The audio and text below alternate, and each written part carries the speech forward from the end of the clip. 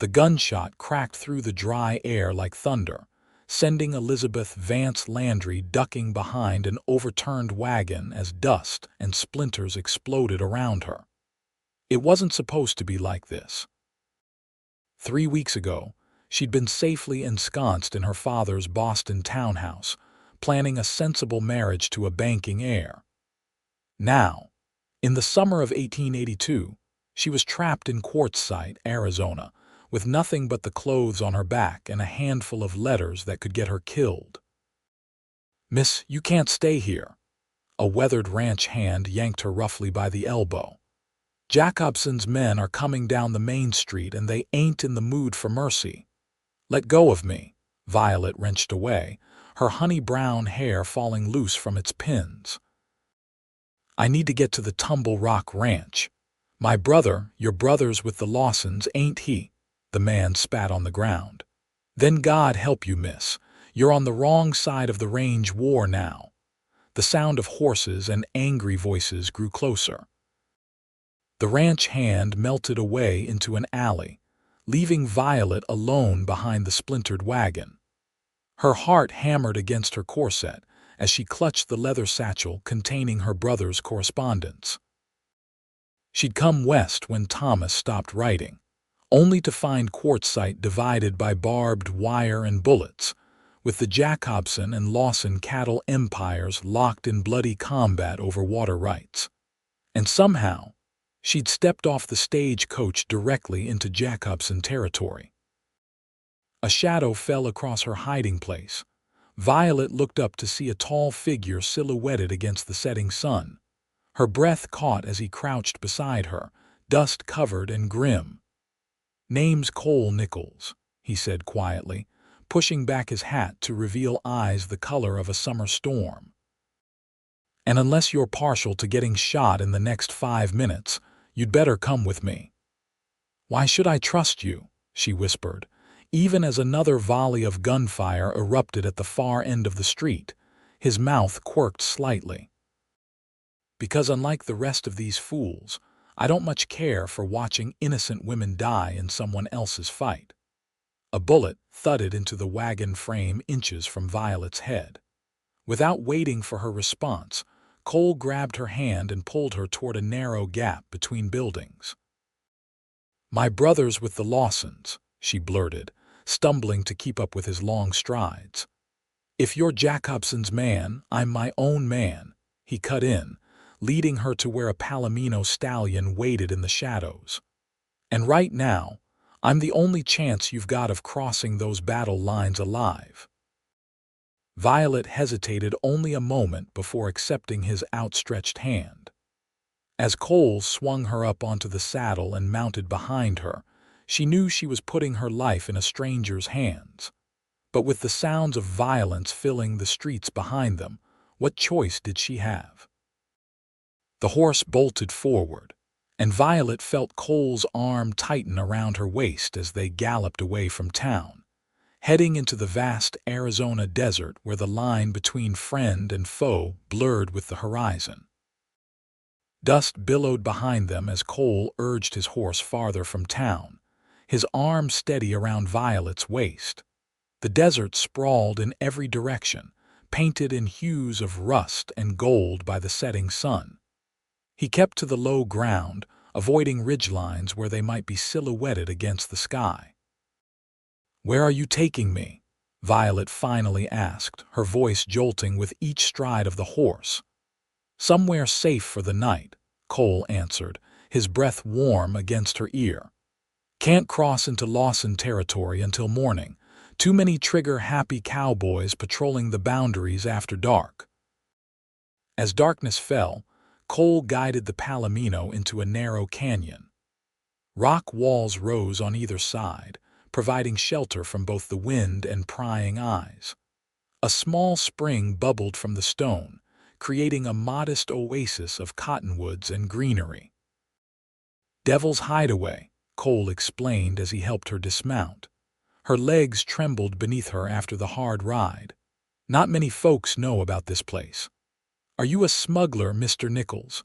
Violet asked directly, watching him unsaddle the horse, Cole's hands paused momentarily. "I've been called worse. That's not an answer." He turned to face her, moonlight silvering the planes of his face. "I move things and occasionally people across territories that don't always welcome visitors. Some call that smuggling. I call it making a living in a land where invisible lines can get you killed." Violet sank onto a flat rock, suddenly exhausted.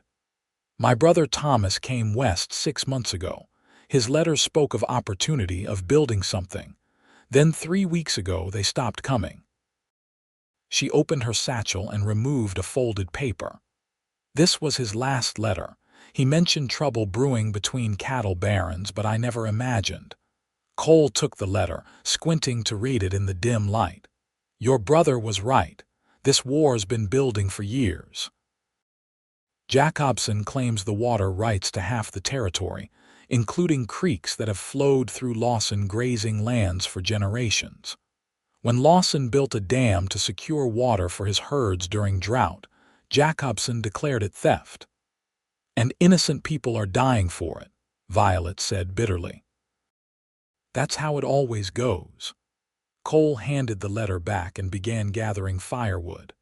"The big men fight over power, the small men die for loyalty.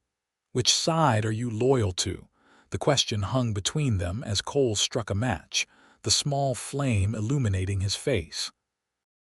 For a moment, Violet caught a glimpse of something haunted in his expression. "I told you, I'm my own man." As the fire crackled to life, Cole pulled jerky and hardtack from his saddlebags, offering her a share along with his canteen. They ate in silence, the enormity of her situation settling over Violet like a heavy blanket. "Why did you help me?" she finally asked. Cole stared into the flames. "Let's just say I know what it's like to be caught on the wrong side of someone else's war. You're risking your life. Smuggling the sister of a Lawson man through Jacobson territory could get you hanged." "Wouldn't be the first noose I've dodged," he replied with a hint of a smile. "Get some sleep, Miss Landry. Dawn comes early and we've got rough country to cross tomorrow." Violet wrapped herself in the blanket he offered, using her satchel as a pillow. Across the fire, Cole sat with his back against a boulder, his rifle across his knees and his eyes on the canyon entrance. Despite her fear and exhaustion, she found herself studying him the way the firelight caught in his dark hair, the capable hands that held the rifle with easy familiarity, the set of his shoulders that spoke of burdens carried too long alone. "Thank you," she whispered. Cole nodded without looking at her, his profile sharp against the night sky. "Don't thank me yet. We've still got to get you through enemy lines."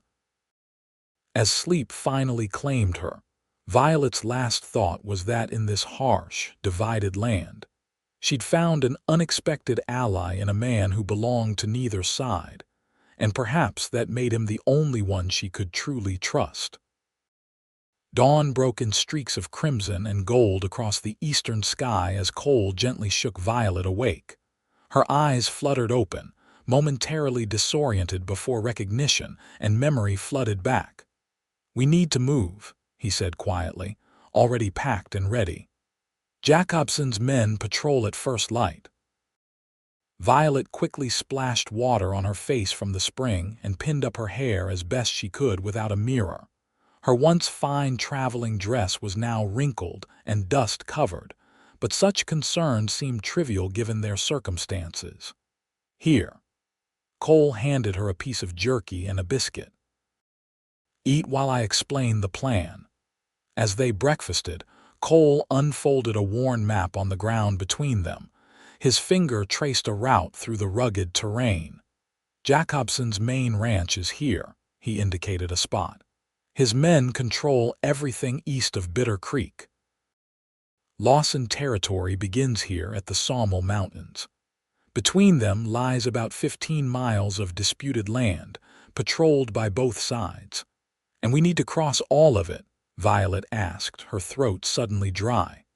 "We'll follow Coyote Wash most of the way." It's low ground, hard to spot from a distance. His eyes met hers. I won't lie to you, Miss Landry. This won't be easy. If we're seen, we'll be riding for our lives. I understand. Violet squared her shoulders. I didn't come all this way to turn back now. Something like admiration flickered in Cole's expression before he rolled up the map.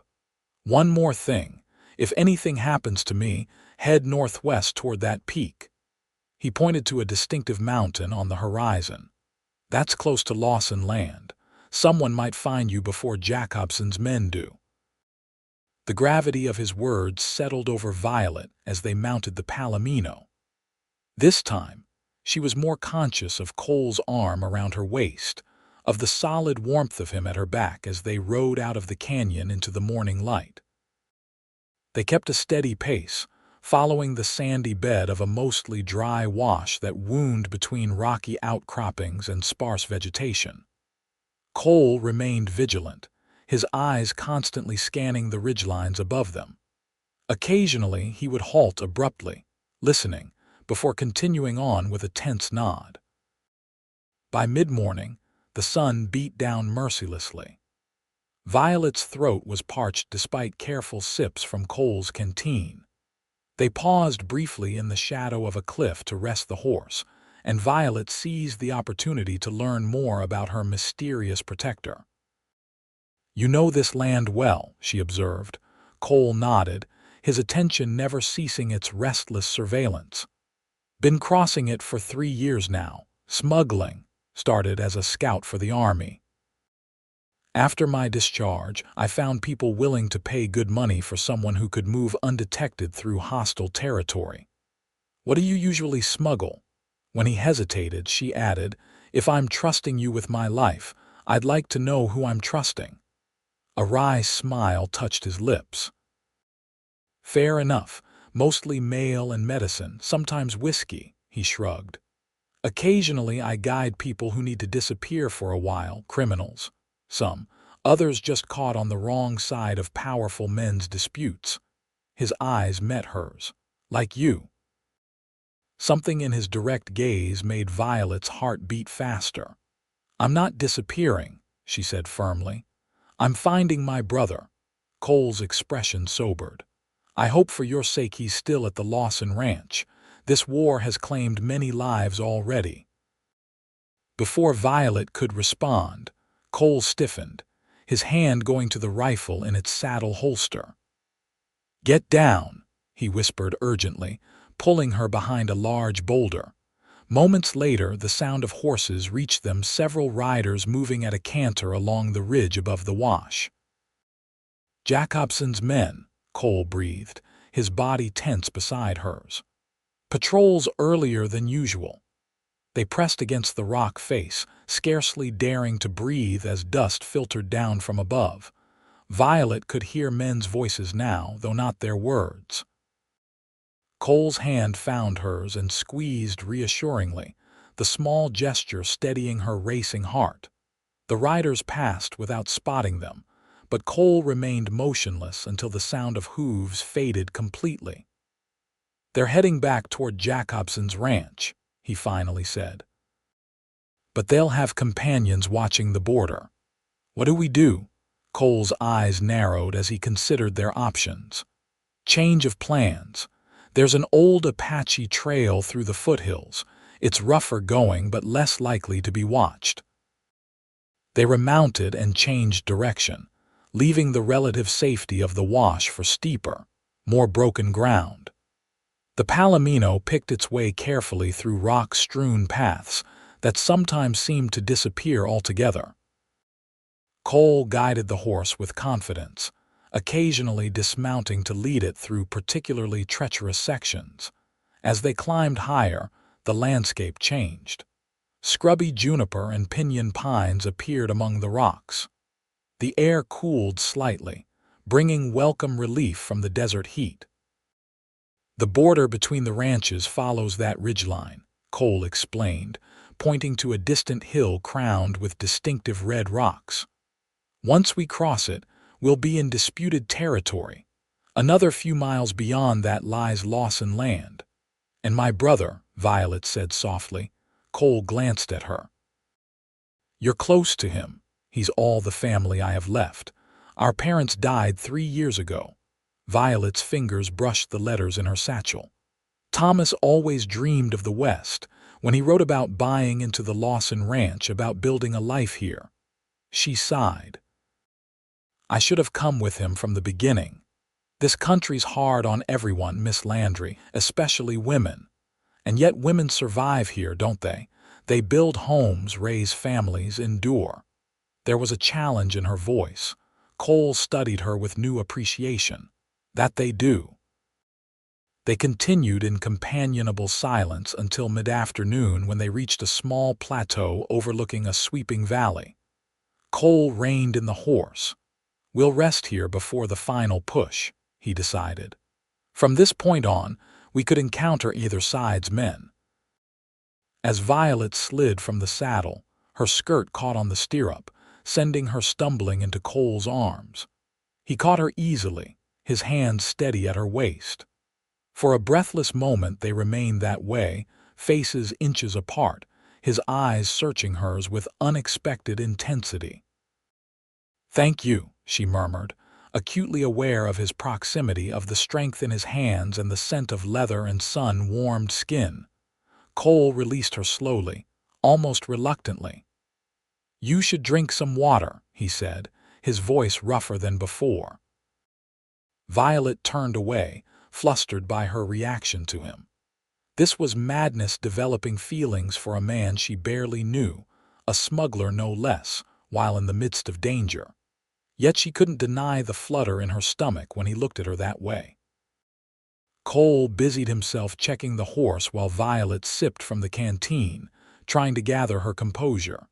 The peaceful moment shattered with the distant crack of a rifle shot, followed by several more in quick succession.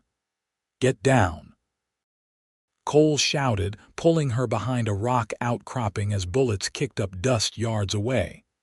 "They've seen us," Violet gasped. "Not us specifically," Cole replied, drawing his revolver. "That's a skirmish between patrols. We've ridden right into the middle of it." More gunfire erupted closer now. Through a gap in the rocks, Violet could see riders exchanging shots across a dry streambed a quarter-mile away. Cole cursed under his breath. "We need to move now while they're distracted with each other," he said urgently. "Stay low and follow me." Leading the horse, they crept along the edge of the plateau toward a steep trail that descended into a ravine. The gunfight continued behind them, but a new worry presented itself as they began the treacherous descent. The trail was exposed in places, making them potential targets if either side glanced their way. "Halfway down, there's a cutback into the rocks," Cole explained. "If we can reach it, a bullet whined off stone near Violet's head." Cole yanked her against him, shielding her body with his own as more shots followed. "They've spotted us," he growled. "Run!" Half sliding down the steep trail, they raced for the shelter of the cutback. The Palomino, spooked by gunfire, reared and pulled free of Cole's grip, bolting down the trail ahead of them. "Let him go," Cole shouted as Violet instinctively reached for the reins. "He'll find his way home." They dove into the rocky alcove just as a fusillade of bullets peppered the trail behind them. Pressed together in the narrow space, they fought to catch their breath. "Now what?" Violet asked, trying to keep fear from her voice. Cole peered cautiously around the edge of their shelter. "They think we're with the opposing side. Once they realize we're not firing back, they might investigate. Without your horse, we're trapped." "Not quite." Cole pointed deeper into the ravine. "See that stand of cottonwoods? There's a spring there and an old line shack the ranchers used before the war. If we can reach it by nightfall, we might find supplies. And tomorrow," Cole met her gaze steadily, "tomorrow we finish what we started. I'm getting you to your brother, Miss Landry. I gave my word." The conviction in his voice calmed her racing heart. Despite everything, despite the danger surrounding them and the uncertain path ahead, Violet believed him. She nodded once, resolute. Then let's go. The gunfire had subsided, each side perhaps believing they'd driven the other away. Using the gathering shadows of late afternoon, Cole and Violet slipped from their hiding place and made their way down the ravine, keeping to cover whenever possible. The loss of the horse meant carrying what supplies Cole had managed to grab: the canteen, his revolver, and a small bundle of food, but it also allowed them to use smaller, more concealed paths as they traveled. As they walked, Violet realized that for the first time since arriving in this wild territory, she felt something unexpected alongside her fear: hope. With Cole Nichols at her side, the impossible suddenly seemed possible. The evening shadows lengthened as they pushed through the underbrush toward the cottonwoods Cole had pointed out earlier.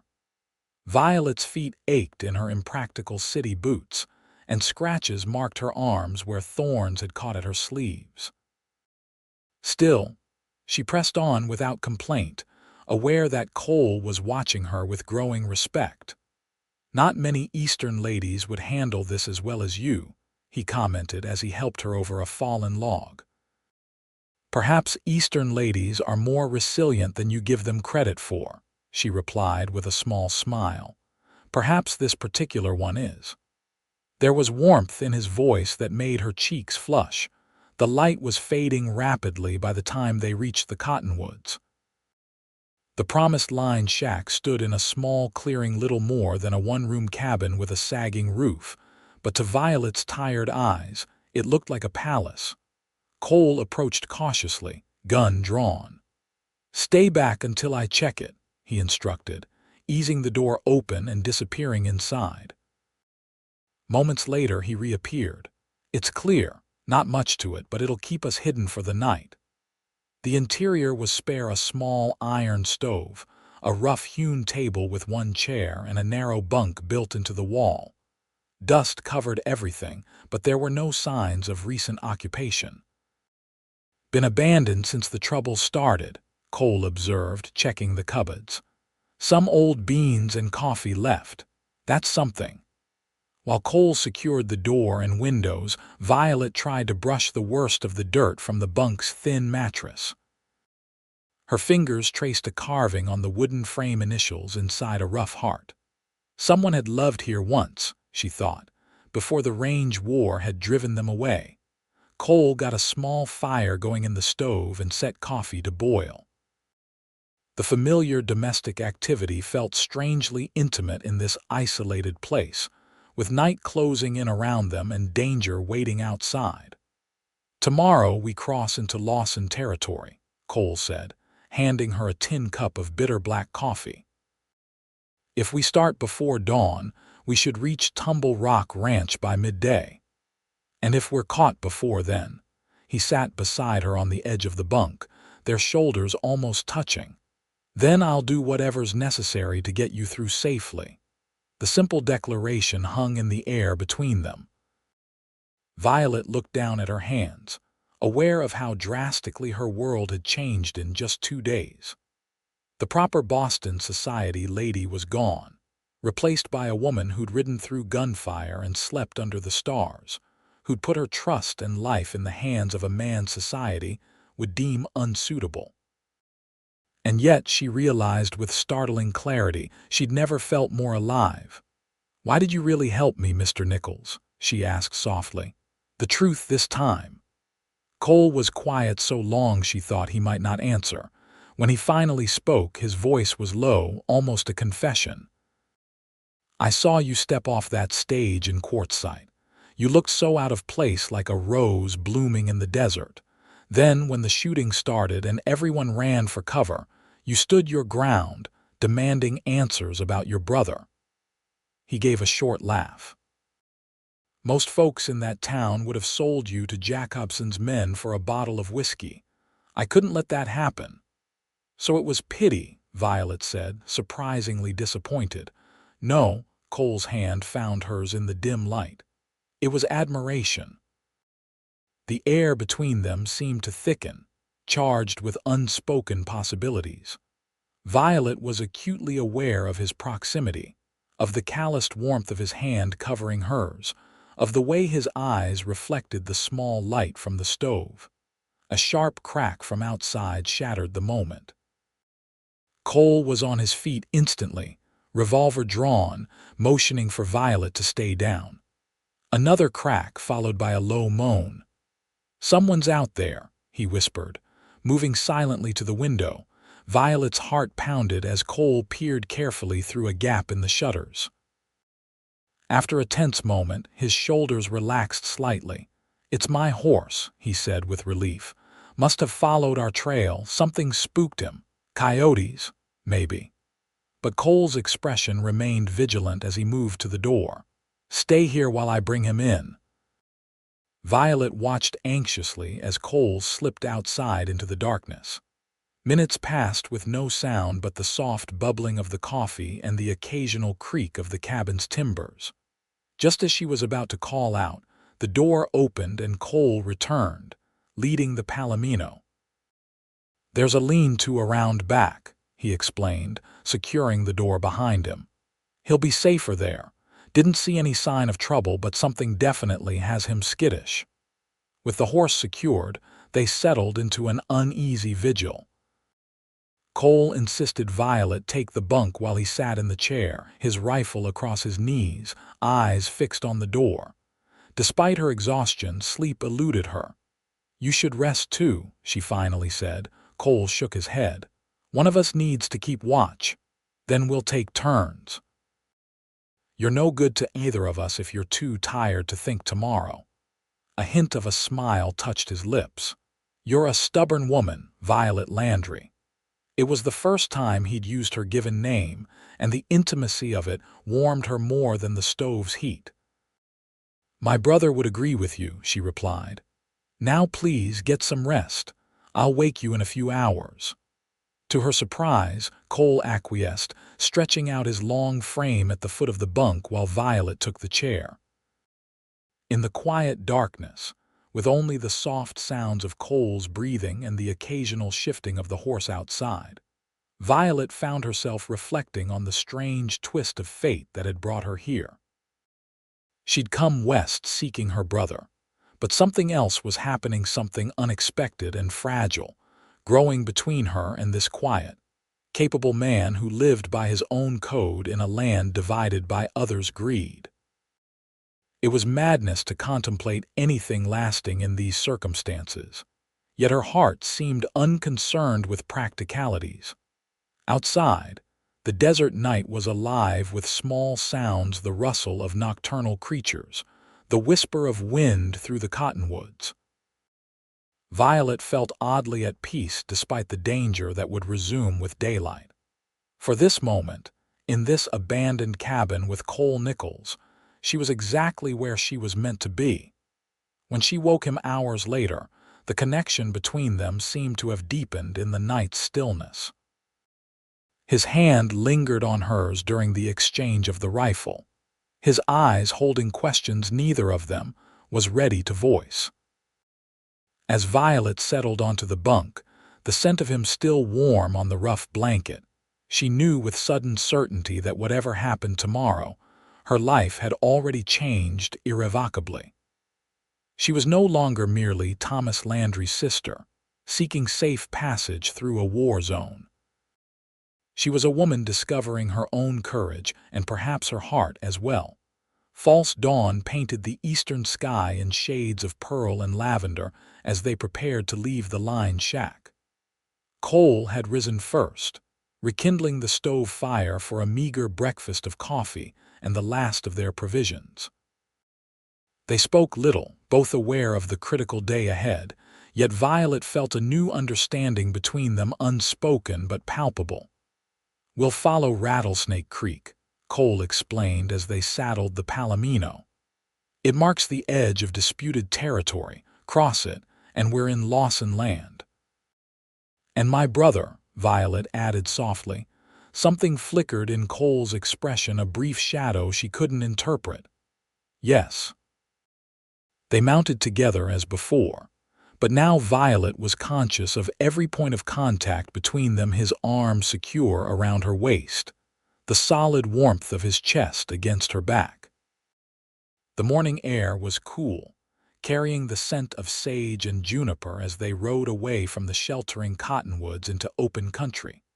Cole kept them to low ground whenever possible, following dry stream beds and the shadows of mesas.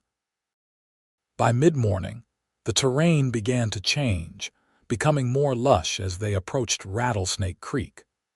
Patches of grass appeared among the rocks, and occasional stands of trees offered welcome shade. Lawson's ranch lies on some of the best grazing land in the territory, Cole explained as they paused to rest the horse. That's part of why Jacobson wants it so badly. And the other part, pride. Cole's voice hardened. Men like Jacobson can't stand the idea that someone else might have something they don't. There was a personal edge to his words that made Violet curious. You sound like you know him. Cole was silent for a moment, his eyes scanning the horizon before answering. I worked for him when I first came to this territory. Didn't take long to see what kind of man he was. What happened? He ordered us to burn out a family of homesteaders who'd settled near a water source he claimed. They had children. Cole's jaw tightened at the memory. I refused. Helped the family escape instead. That's why you became a smuggler, Violet realized. You were already on Jacobson's bad side. Cole nodded grimly. He doesn't forget and he doesn't forgive. If his men catch us now. He didn't need to finish the thought. Violet understood the risk he was taking, not just for a stranger, but for the sister of a man allied with Jacobson's enemy. They continued riding, the terrain gradually rising toward a ridgeline that Cole identified as the approach to Rattlesnake Creek. As they crested the hill, Violet gasped at the view spread before them. A ribbon of green marked the creek's winding path through the valley, and beyond it, pasture land stretched toward distant mountains. Cattle grazed in scattered groups, and smoke rose from what must be the Tumble Rock ranch buildings several miles distant. We made it, she breathed, relief washing over her. Not quite yet, Cole cautioned, his eyes narrowing as he surveyed the open ground they would need to cross. The creek's still a mile ahead, and will be exposed the whole way. As if to emphasize his point, the distant sound of hoofbeats reached them. Cole immediately guided the horse back below the ridgeline, out of sight. Riders coming from the east, he whispered. Might be Lawson's men patrolling the boundary. Isn't that good? If they're my brother's people, they shoot first and ask questions later these days, Cole cut in. And they have no reason to trust a stranger bringing an unknown woman across the border. Violet's heart sank as she realized the final irony of their situation. After evading Jacobson's forces for 2 days, they might now face danger from the very men who should welcome her. Cole considered their options, his expression grim. There's a hollow about a quarter-mile ahead where the creek bends. If we can reach it, you can wait there while I approach the ranch alone, explain who you are. And if they shoot you on sight, his eyes met hers, then you'll have to make your own way to your brother. The thought of Cole riding away, possibly to his death, filled Violet with unexpected dread. Before she could protest, the hoofbeats grew louder, accompanied by men's voices. Too late, Cole muttered. They're coming this way. With swift decision, he guided their horse into a dense thicket of mesquite and juniper that offered some concealment. They dismounted, and Cole drew his revolver, positioning himself protectively in front of Violet. The riders came into view, 6 men on horseback, rifles ready, wearing the distinctive red bandanas of Lawson's outfit. They paused at the ridgeline, surveying the landscape. We could try to slip away, Violet suggested in a whisper. Cole shook his head. Horse makes too much noise in this brush. Our best chance is to stay put and hope they move on." For long minutes, they remained frozen as the patrol conferred among themselves, occasionally gesturing toward the creek and distant Jacobson territory. Just as it seemed the men might depart, the Palomino shifted restlessly, its bridle jingling faintly. One of the riders jerked his head toward their hiding place. "You hear that?" Another raised his rifle. "Someone's in them bushes. Show yourself." Cole's jaw tightened. "Stay behind me," he murmured to Violet. Then louder, "We're coming out, don't shoot." Slowly, hands raised, Cole emerged from the thicket. Violet followed closely, her heart pounding. "That's far enough," the lead rider ordered. "Who are you and what's your business here?" "My name's Cole Nichols. I'm escorting Miss Violet Landry to Tumble Rock Ranch to find her brother, Thomas Landry." The men exchanged startled glances. One leaned forward in his saddle. "Thomas Landry ain't got no sister." "That's not true," Violet protested, stepping forward despite Cole's warning gesture. "I've come all the way from Boston. I have his letters, could be a trick," another rider suggested, his rifle still aimed squarely at Cole. "Jacobson's been trying to get a spy into the ranch for months." "I'm not a spy." Violet's fear gave way to indignation. "Thomas is my brother. He came west 6 months ago to invest in Lawson's ranch. When his letters stopped coming, I feared something had happened to him." The lead rider studied her carefully, noting her Eastern dress and accent. "If you're Thomas Landry's sister, you'd know where he grew up." "Beacon Hill in Boston," Violet answered promptly. "Our father was Everett Landry, who owned Landry Shipping. Thomas has a scar on his left forearm from falling through ice on the Charles River when he was 12. A flicker of uncertainty passed through the men's expressions. The leader lowered his rifle slightly. "And him?" He jerked his head toward Cole. "What's a known smuggler doing with you?" "Mr. Nichols saved my life," Violet stated firmly. "I arrived in Quartzsite during a gunfight and found myself on the wrong side of the border. He risked everything to bring me safely through Jacobson territory." The men conferred in low voices. Finally, the leader nodded. "We'll take you to the ranch," he decided. "Mr. Lawson can sort this out." "You'll ride with Jenkins." He pointed to one of his men. "The smuggler comes with us too disarmed." Cole surrendered his revolver without protest, his eyes meeting Violet's with quiet reassurance as they were separated. She was helped onto Jenkins' horse, while another rider took charge of the Palomino with Cole mounting behind him. As they rode toward Tumble Rock Ranch, Violet's emotions warred between relief at finally nearing her destination and concern for Cole.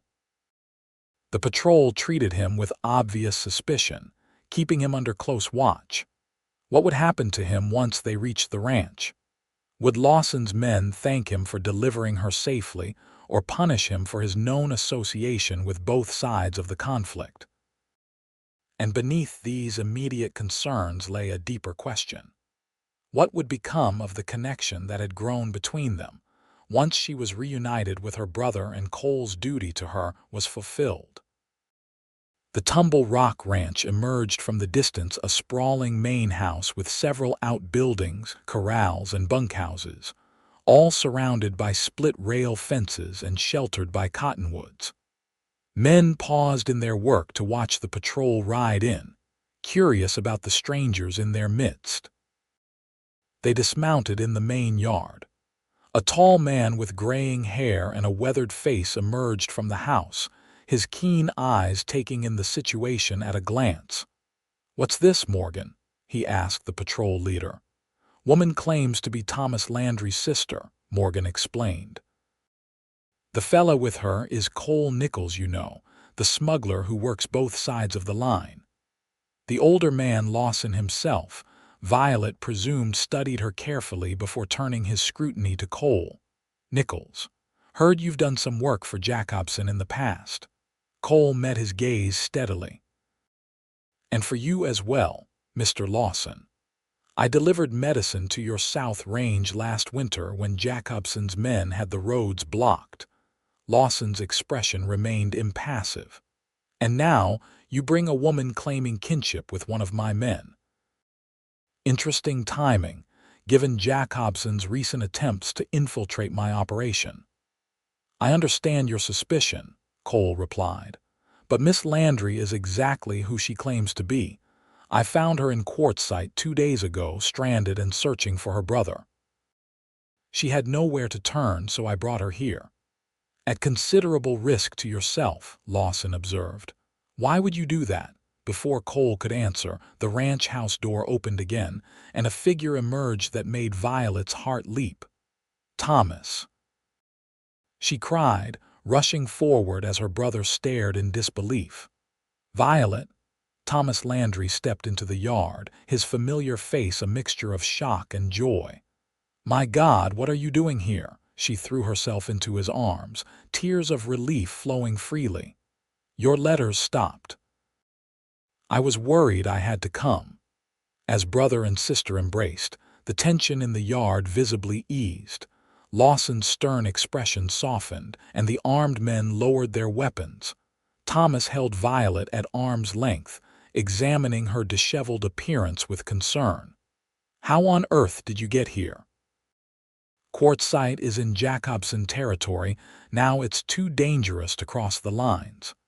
Mr. Nichols brought me, Violet explained, turning to where Cole stood still under guard. He smuggled me through enemy lines at great personal risk. Thomas looked at Cole with new appreciation. Then I owe you a tremendous debt, sir. Lawson signaled his men to stand down.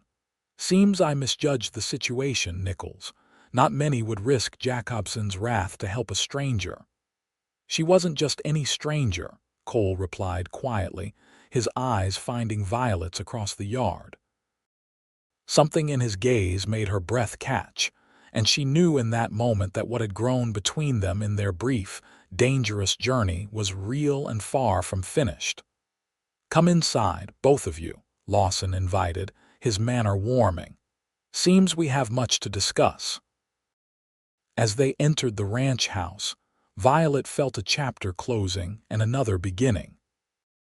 She had found her brother, crossed the battle lines safely, but somewhere along the way, she had also found something unexpected. A connection to a man who lived by his own code in a land divided by others' greed, and perhaps a new understanding of herself. Thomas poured whiskey for Cole and Lawson while Violet sipped tea in the ranch house's comfortable sitting room.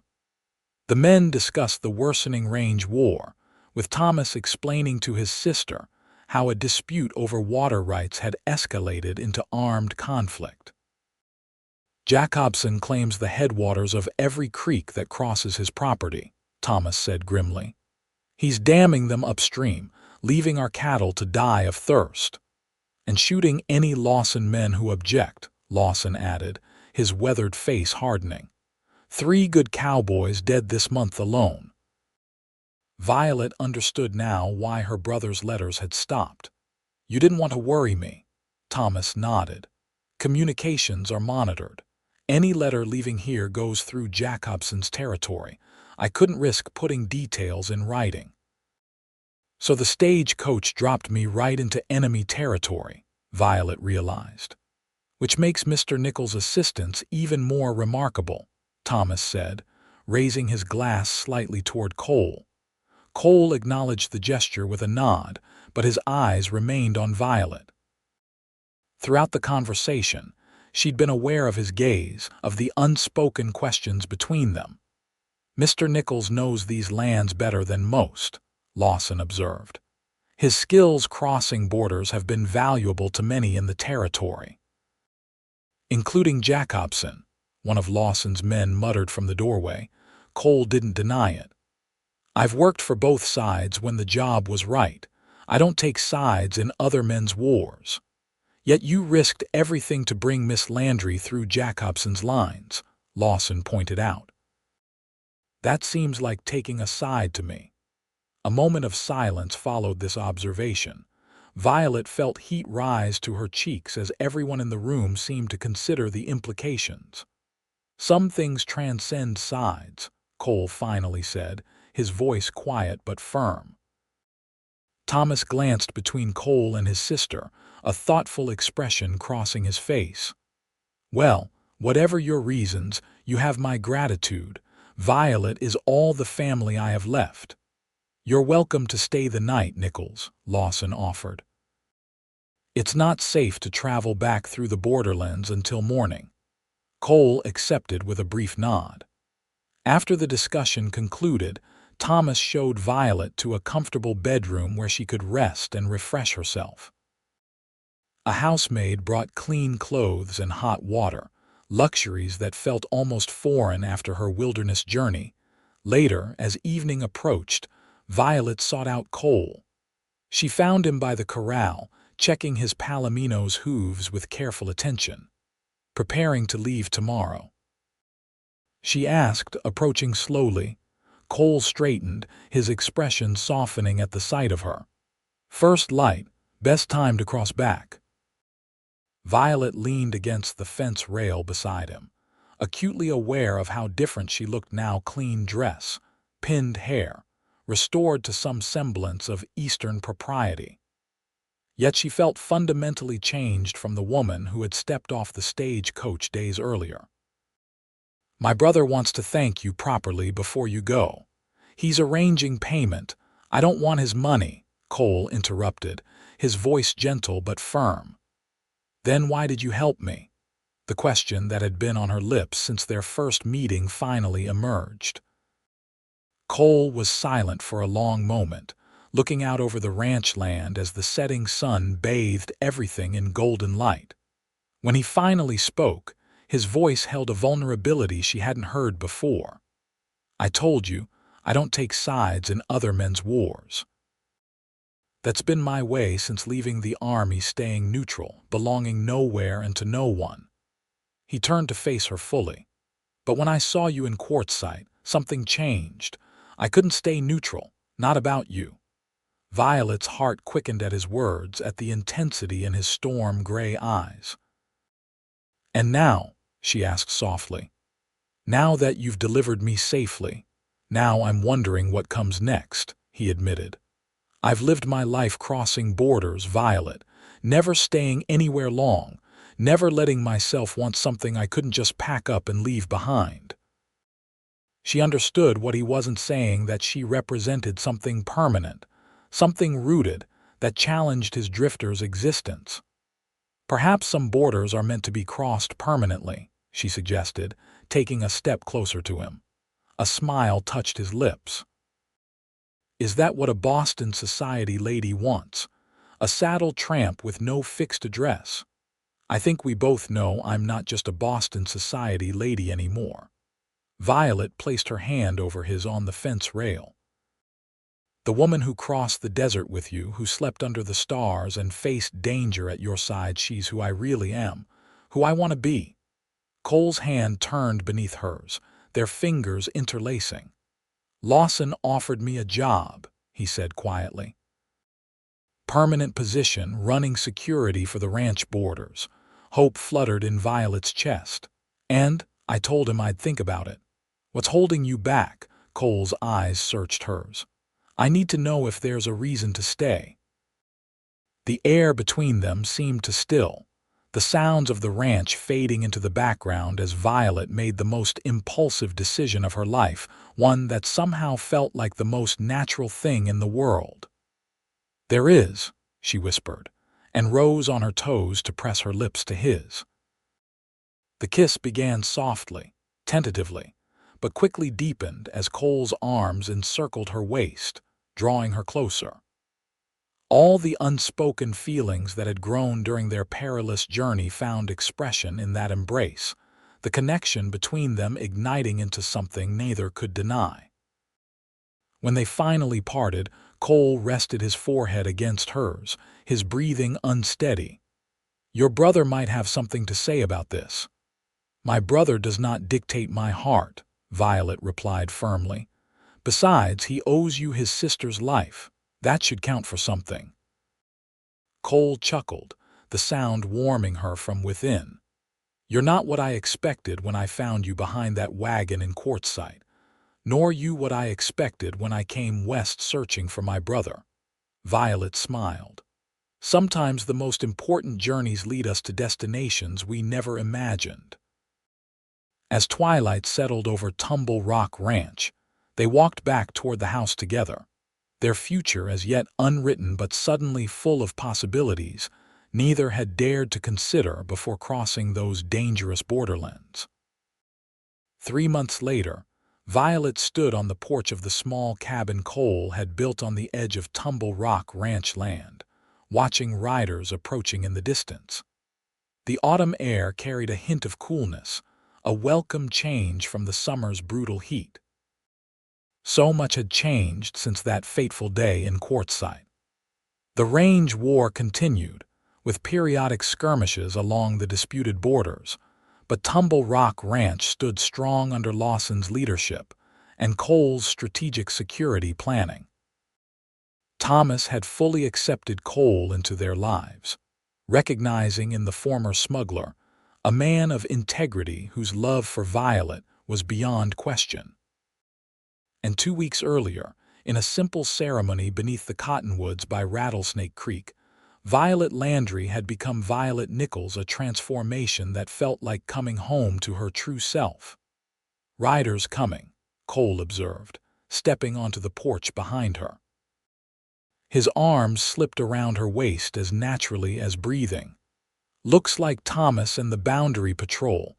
Violet leaned back against her husband's solid strength. "Any trouble?" "Not today," he murmured, pressing a kiss to her temple. "The word from town is that Jacobson's bringing in more hired guns. The fight's far from over." Yet despite the continuing conflict around them, they had carved out a sanctuary. Cole had surprised everyone, perhaps even himself, by settling into ranch life with remarkable ease. His skills made him invaluable to Lawson's operation, and his knowledge of the territory helped keep Tumble Rock's people safe from Jacobson's increasingly desperate tactics. As for Violet, she had discovered talents she never knew she possessed. Her Eastern education made her an asset with the ranch's accounts and correspondence, while her determination and quick thinking earned respect from the cowboys, who initially viewed her with skepticism. She'd even learned to ride properly and shoot straight, skills Cole taught her with patient hands and proud smiles. Thomas dismounted in the yard and approached the cabin, removing his hat as he climbed the steps. "Good news for once," he announced, accepting the cup of coffee Violet offered. "Telegraph came through from the territorial governor. He's sending representatives to mediate the water rights dispute." "Jacobson won't submit to mediation willingly," Cole cautioned, though hope flickered in his eyes. "He might not have a choice. There's talk of federal intervention if the violence continues." Thomas sipped his coffee. "Either way, it's the first positive development in months."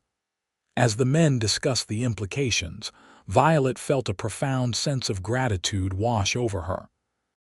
She had come west seeking only her brother, but had found so much more purpose, strength within herself, and love with a man who had risked everything to bring her safely across a divided land.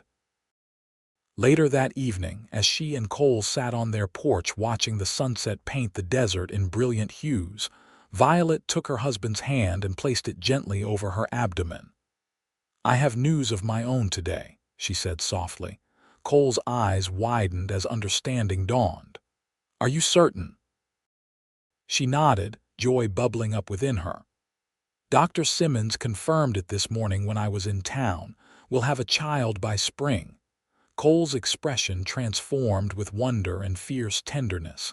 He gathered her into his arms, his voice thick with emotion. "A family of our own." "A child of both worlds," Violet murmured against his shoulder. "Eastern heritage and Western spirit." "Like their mother," Cole replied, drawing back to look into her eyes with unconcealed adoration. The bravest woman I've ever known." As darkness settled over the land that had become their home, Violet reflected on the extraordinary journey that had brought them together.